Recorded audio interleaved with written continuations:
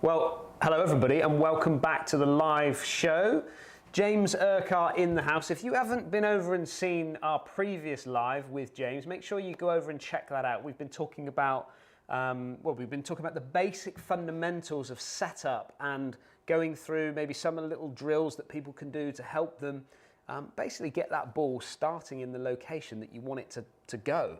Yeah. And then focus on an aim point from there, isn't it? 100%, yeah. Setup's big, which is why we've started with it. And I tend to start with setup when I'm making changes for people. If someone's got a perfect setup, which is why we're doing this video here, and they're still having issues with their putting, that's when you start leading on to stroke and start looking at stroke. Now, James Urquhart, PGA professional, he was my trainee pro over at Torquay. He's still based over there. If you want to get in contact with James, we've got his email address down in the description of this video. And he specialises in putting. He's an advanced coach when it comes to SAM Putt Lab, that's Science and Motion, which is all about putting stats, analysis of putting. I mean, if any issues that you have within your putting is going to be found out pretty quickly. Yeah, on 100%. SAM Putt Lab, isn't it? Yeah. Good putters.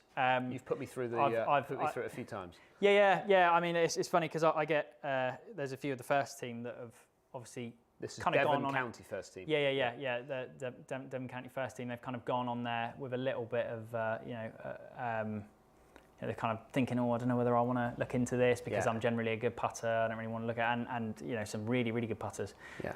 But I've said to them, there's nothing to worry about because it will find things wanting. But if you're a good putter, there will be something there that makes you a good putter. So they might have a little bit of a funny, tendency. Yeah. Which, for example. Tiger on Sam is 3 degrees open at address. Okay. So there's a funny tendency right there. So when you kind of look on Sam, like it has a tendency or technique as like very, very low, like in the red saying it's poor. Yeah. But then if his consistency's up here, I've got to look at the rest of the stroke and sort of like diagnose, is that an issue? Well, clearly not, because it's something that he does on purpose or something that he does without thinking. So, at the end of the day... So he's just managing he's managing a fault. Yeah. Well, yeah, he is. Yeah. Because they're not all perfect. But he's got bundles of rotation, so he's kind of he is managing a fault really. Yeah. It's kind of it's one of those. It's kind of not a fault really, is it? It's just it's just a different way to stroke it, and that's the way he basically has it 3 degrees open, has bundles of rotation on the way back. And then has even more rotation on the way through, big release. Yeah. And then gets it square. I think he's 0.2 closed at impact on average. But the main point there for him is his start position. Yeah. He just makes sure he focuses hard on making sure he gets his start position where he wants it. Yep. And then the rest of it is down to his own green reading and pace, doesn't it? Yep. Absolutely right. Yep. So in today's video, we're going to be focusing on stroke. Yeah. Okay. If you haven't seen any of the previous one, which we talked about the foundations, the basic fundamentals of setup and things, this is talking now more about stroke. Now, not everybody, James, is going to have a SAM Putt Lab. I mean, there's not many. I'll be honest. There's not many coaches out there that carry. Lots of them carry TrackMan and GC quads and things like that, but not many people focus heavily on SAM Putt Lab. It's quite a specialist thing, and it's kind of it takes a bit to sort of understand exactly what's going on and how to sort of diagnose it. So it's a helpful tool, but at the end of the day, there are other ways of sort of improving your putting without having a SAM Putt Lab. Well, on that note, then let's jump straight into this. I want you to sort of start. Well, you go through it. I'll be here to help and ask some questions. And if any questions that you guys have, please don't hesitate to send them in down in the comments. Make sure you put your questions in there, and hopefully we'll get time to read those out with James as well. Yeah, and if anyone's got any questions that they want to email over to me or speak to me about, I'm more than happy to speak to them. Absolutely. Okay, talk to me then. Let's talk about the basics that you wanted to try and get a point across today with that. Yeah, so obviously we were speaking about setup in the previous video, and like I said a minute ago, if you've got a perfect setup, I think that's a fantastic start. But that doesn't mean that someone with an absolutely perfect setup is going to have a perfect stroke, right? Yeah, we're going to go back a bit here just so everybody can see us nice in camera. Yeah, exactly where we are with our golf balls. All right there, Jord. Perfect. Jordan's happy. If Jordan's happy, I'm happy. Everyone's happy. I'm happy as well. Yeah. So one of the first things that I like to look at once we've kind of got set up in order is path. Yeah. So I was speaking to you about this a minute ago. Unlike with and obviously, you know, it depends on from person to person, but I've tend to find a rule of thumb with putting is that path has a massive impact on the rest of the stroke. So whereas in long game, I have and I don't know what you find in your coaching, Dan, but if someone's massively open at the top of the backswing, they'll tend to sort of manage that by chopping over the top, right? So club face is 100%. Massively dictating, like, so you get them shut, they might start to kind of recreate and learn sort of their path positions on the way down. I truly believe that in the big golf swing, in the main golf swing, face has a massive bearing on exactly what is going to be happening with players' path. And we've talked about it in loads of videos and lives and things that I still believe that is the case. If you've got somebody massively open, they will deal with it in their golf swing. Yeah, 100%. And obviously, there's definitely an element of that with putting for sure. But I tend to find more so. So you got a 3-foot putt. Yeah. Face definitely has more of an impact on direction than path does. But if someone's got a poor path, it's really difficult to manage your face and rotation because it's such a small movement, right? So if we've got a putt here and it's a dead straight putt, if someone's in a poor position or they're in a really good position but they've got a poor path, let's say they're cutting across their out to in, sort of going in that direction there, or they're going in that direction there, or what I tend to find from quite a few people is they've got massive amount of arc. Yeah. Now that'll tend to have an impact on the strike. It will tend to have an impact on path, and once you've got a poor path, it's really difficult to get all the other bits right. So I tend to start with path. I tend to start with people's paths, and like I said, you don't need Sam Putt Lab to get work. To get working on your path. I mean, I probably had my best ever putting season back when I was about 17 or 18. I was playing under 18s, and I was doing the under 18s Order of Merit. And one of my process goals was during the winter to practice 5 minutes a night. And all I used to do was just literally go up against the skirting board, like glossy skirting board, and just work on my path. So it's essentially like a straight back, straight through type putting stroke. Now I had a similar sort of putter to this, a face balance putter, but as you will have seen if you have a look at some of the other videos that we've done in the past, it's very much dependent on the person as to whether that kind of works works for you. Now, Tiger would be a good example of someone who's got a toe-hanging putter. This one. There you go. He's got massive rotation in his stroke. Yet his stroke is completely straight back, straight through. Wow. So he's straight back, straight through, but he's got lots of rotation. Correct. Yeah, exactly. Yeah. So he's not arcing it. He's not coming in. Correct. People think he's doing this. Yeah. So a lot of people would think he's kind of like, here's a straight line here, and because he's rotating it, therefore he's arcing it, which he's not at all. He's straight back, straight through. Now, obviously, that's read by Sam on maybe, let's say, like I think it's probably a 12 or 16 foot putt, but you get much longer, it might start to arc a little bit. But essentially, his feeling, or probably not so much a feeling anymore, I wouldn't have thought, would be to just have a straight back, straight through putting stroke. It's really, really functional. And I don't mind if I see soft arcs, but I tend to try, in the most part, and train people to take the putter back, straight back and straight through. It's a really, really simple way of doing it. You start talking about arc and people start finding it really, really difficult to manage an assortment of things. So one of the first things that I see straight away when I get people, have you got these putting rails? Have you got one around? Yeah. So I don't know you guys at home if you've got any putting rails there. To me, that is one of the best tools or training aids that you can get on the market. Essentially, they give you audio feedback, because when you're working your putter along the putting rail, you can hear it, you can feel it, so you get kinesthetic feedback, and obviously you can see it as well. So there are other putting aids. There's that Vizio one that Phil Kenyon's got, isn't there, where it's kind of along the floor. Have you seen that one? Yep, seen that one with all the lines. And it's got all the lines and stuff like that. That's also great. That sort of thing's great. This one here, so this is an interesting one. So this has got the line down the middle there, but you've also got that slight arc. Yeah, you've got slight arc. Yeah, it's a very soft arc. So if you, don't know if you can see it on there, but it's a very, very soft arc. Now something like that. is perfect. So like, what James is talking about is that such when a soft arc. you can get a board, you can get the boards that have got a slight tilt, and I think, if I remember rightly, I think it's about 18 degrees, James. Yeah, it'll be about 18, 20 degrees because it'll obviously work for. Depending on the lie you putter, whether it would work or not, but it'd probably be about 20 degrees because most putters are about 70 degrees. Right. Okay.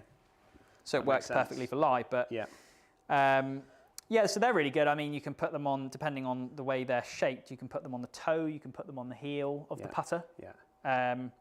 And they just work really well to sort of gauge your stroke and feel, because a lot of people they'll be say swinging it on the inside and they've got into a bad habit. Their setup might be perfect, but they're sort of dragging it on the inside. Yeah. Now that's going to have quite a big impact on your putting. Yeah. 10 minutes, okay. So obviously using something like that, it will feel quite funny to them when they start to stroke it into the right position. They might feel like they're bringing it upright, but something you talked about in a previous video, you talked about having a line. So you put a peg in the ground behind, a peg in the ground behind the hole, and you've got that chalk line type of thing.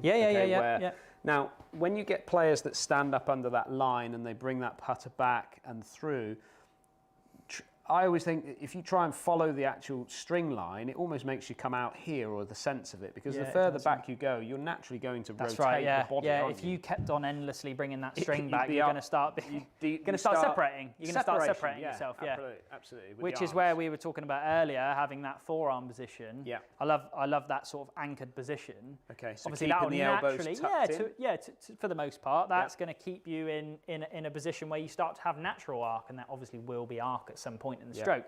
But certainly for short putts, I think people have got this idea that they need to be arcing. Yeah. And one thing I'd like to talk about, which is a really, really common fault, which one of the followers mentioned earlier, was Martin, wasn't it, from the trip? Yeah. Was pelvic stability. So being able to dissociate upper here, arms, hands, shoulders, to be able to get this motion here without this moving. Yeah. And it's actually quite funny how many people aren't able to do that to start with until they start to think it in training. What's the old drill of can you twist?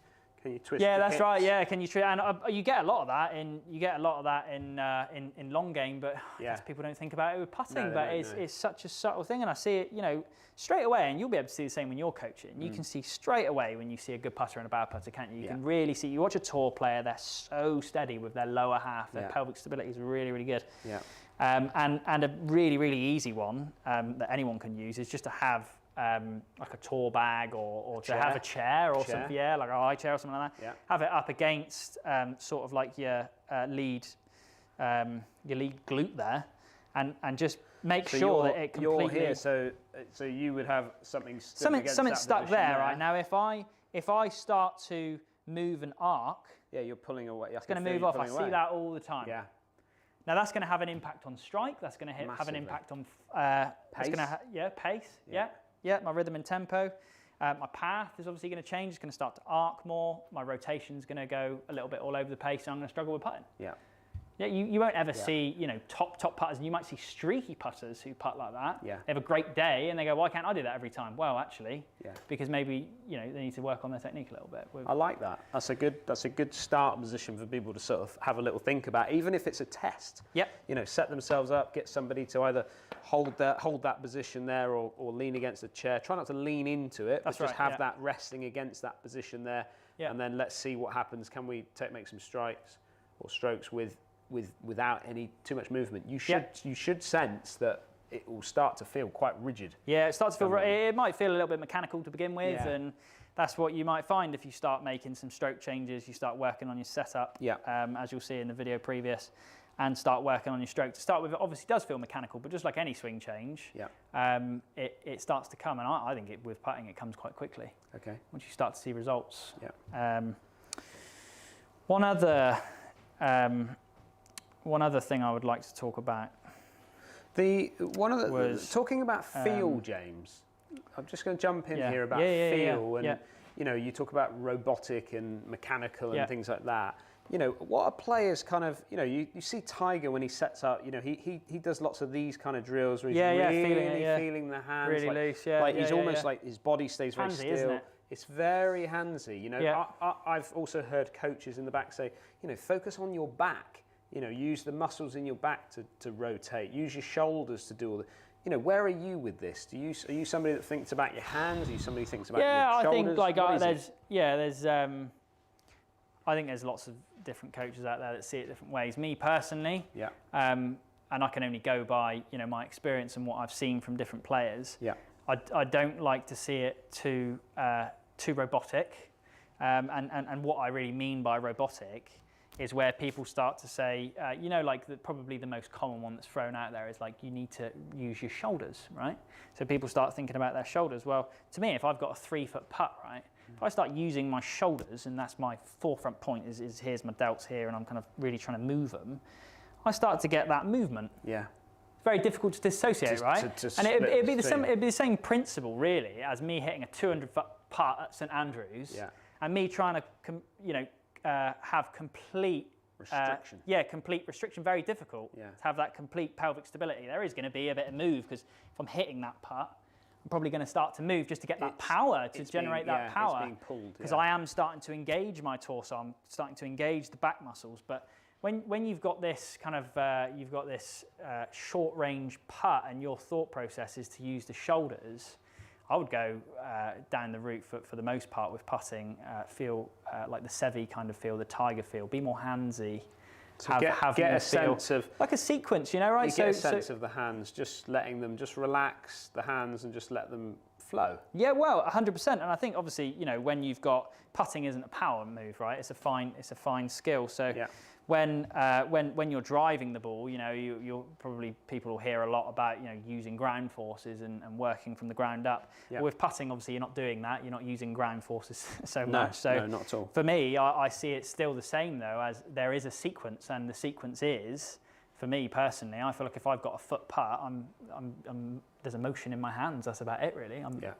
I'm using my hands to hold that putt, and then there's a sequence up. I start to engage sort of more my arms. I start to engage my shoulders, my back, my torso when it's necessary. But that shouldn't be my forefront idea. There should be a sequence to it, and it should feel natural. I like it to start with the hands, and then it will work its way up throughout the body. Yeah, that's my thought process, and that's where I see the best results. Yeah.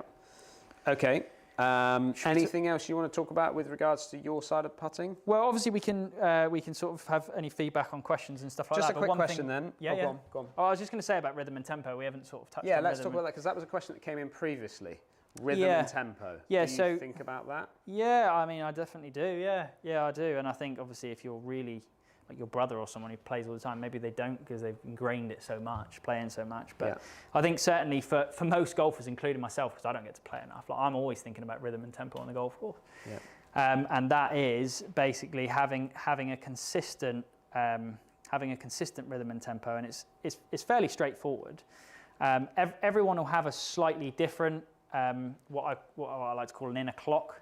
Yeah. Where it's basically some people, and you'll know this at home if you start hitting some putts, you'll see some people like to go fast, some people like to go a little bit slower. Yeah. And you can fiddle around with that a little bit and change that. But I prefer, I sort of prefer to work with my clients. So I will sometimes make subtle changes.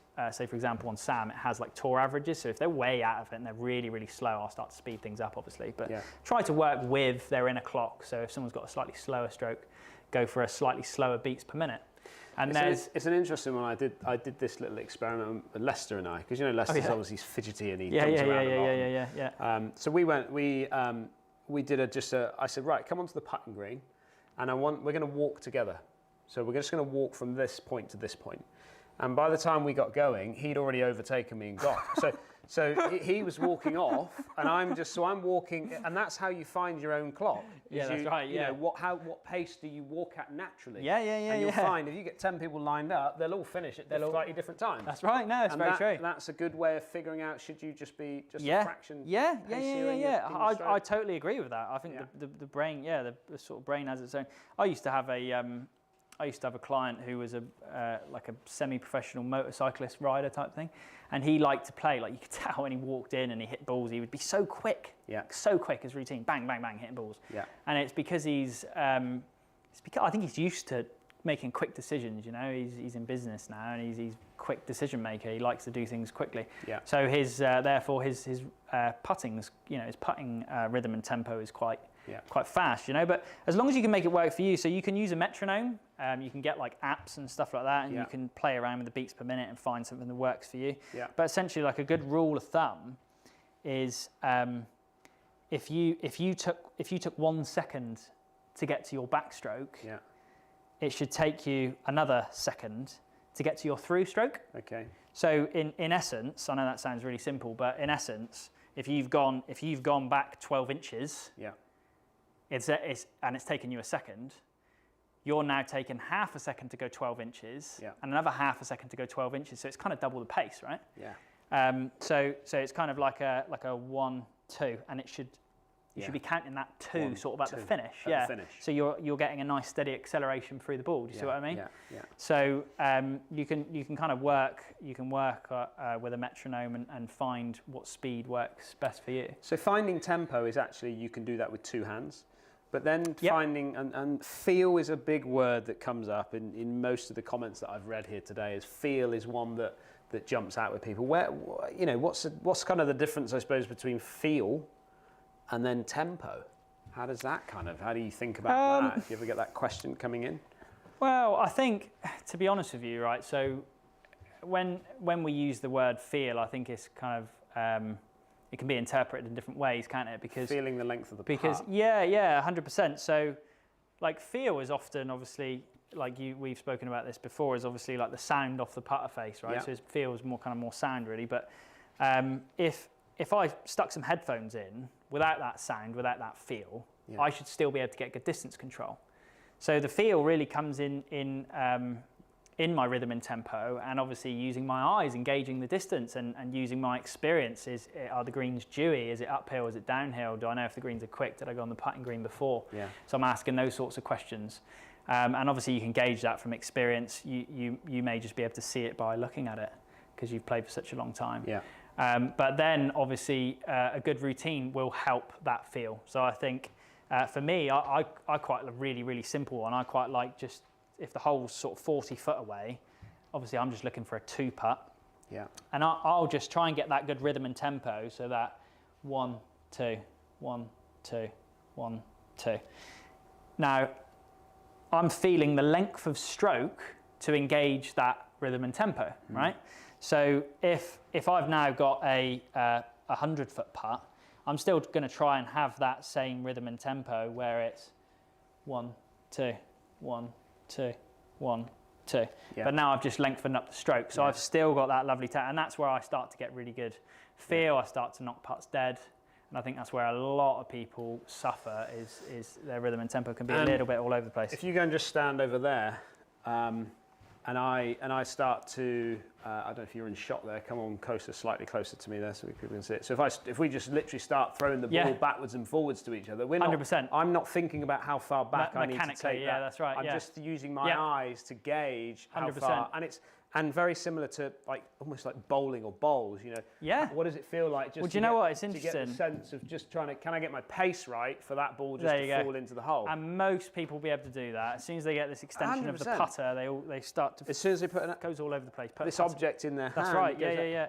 And that's where I used again, and I'll do this with my own kids now, you know, eventually coming into that thing is, you know, one hand, whether it's your dominant hand, left hand for me, maybe right-handed for a lot of other people, but just looking at the hole and just getting a sense of, that's like a Jordan Spieth type thing, isn't it? Jordan Spieth does it actually putting, doesn't he? And then maybe even move from one hand to the other hand and just getting a sense of what does that feel like? That push and pull. Because I'm not thinking of anything other than the hole. I'm not thinking of how far back I'm taking it. No. I'm just thinking of, and that to me is feel. Yeah, 100%. Yeah, I agree with that. With a putt. There's feel off the face, obviously, but feel as in feel there. Tempo is, again, like you said, 1, 2, 1, 2, getting that position. So there you had lovely feel, you had lovely rhythm and tempo. Where someone might go wrong, and this is obviously where you would start to look at their rhythm and tempo, is I love what you said a minute ago about rolling or bowling or something like that. But if I had someone bowling to this and they kind of went, and it was all a bit off, then I go, okay, well, maybe that's not for you. We're going to actually work on your rhythm and tempo. There's obviously an issue there where we need to work on it. And it's very doable. It's very simple to sort of get things right, but it does need to be worked on. I think a lot of practice will help. Right, James, I know you've got to get going because you've got to get back for your coaching back at Torquay. So we will just wrap this up there. We had a couple of questions come in, but lots talking about feel, lots talking about tempo, things like that. So I think hopefully there's a few tips there that can hopefully help people with their putting. Don't forget, down in the description of this video, we've got James's email address. Please don't hesitate to email James any questions that you have regarding putting, regarding your own putting. Do these comments go up on the YouTube? Do they? These won't, George. Well, these comments, these are just where we are here now. Okay, but feel free to jot James a quick email, and he'll be able to any answer of these some questions. of these. Send them over to me, and I'll be happy to answer. Big thank you to you for coming in. Yep, thanks, Dan. Well done today, played nicely. And just a big thank you to everyone for watching. If you're watching this not live but later on, thank you again for tuning in.